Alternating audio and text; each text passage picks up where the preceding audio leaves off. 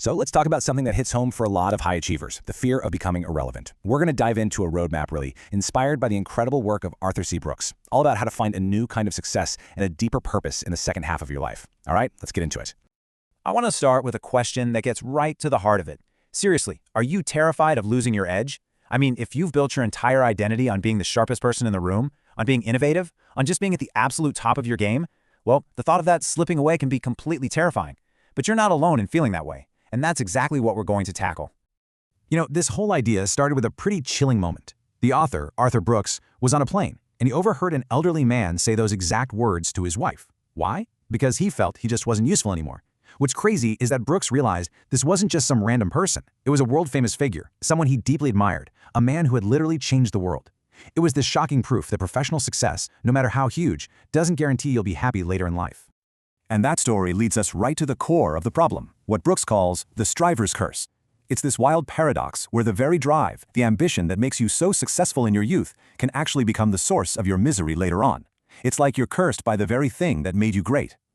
So why does this happen? Well, for a lot of us high achievers, it's because we get addicted to success. We get hooked on the validation, the promotions, the praise. We start to see ourselves less as human beings and more like success machines. We objectify ourselves with our own resumes. And just like any other addiction, it promises happiness, but it almost never delivers in the long run. Okay, so what's the way out of this trap? The big revelation here isn't some deep philosophical secret. It's actually biological. It turns out our brains have two totally different intelligence curves, and once you understand these, it's like a key that unlocks the whole second half of your life.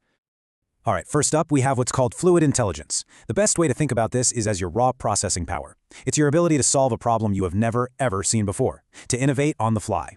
This is the superpower of the young tech founder, the brilliant scientist, the coding genius. It's all about creating something brand new out of thin air. And here's the absolute crucial part of this whole story. Our fluid intelligence, those raw smarts, it naturally peaks when we're in our 30s and 40s.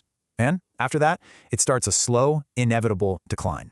Trying to fight this is literally like fighting gravity. You're just not going to win. But, and this is a huge but, as that power starts to fade, a brand new one is getting stronger and stronger.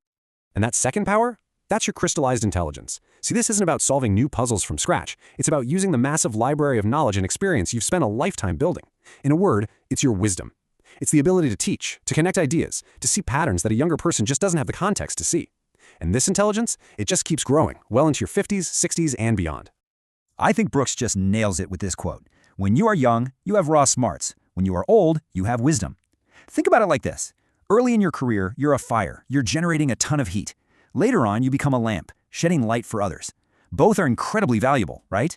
But they are very different jobs. Trying to be a fire forever is just a recipe for burnout. So this leaves all of us with a really clear choice. We can stay on that first curve, the fluid intelligence curve, and fight a battle against time that we're destined to lose. Or we can make a conscious choice to jump over to that second, rising curve of crystallized intelligence. This isn't about declining, it's about pivoting. Let's look at two incredible, real-world examples. First, you've got Charles Darwin.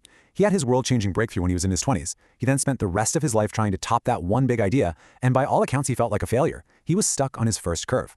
Now contrast that with someone like J.S. Bach. As a young man, he was a total innovator, a radical. But as he got older, his style fell out of fashion. So what did he do? He pivoted. He became the ultimate master teacher, synthesizing everything he knew. He made the jump to his second curve. And by doing that, he built a legacy that was way bigger than just his early work.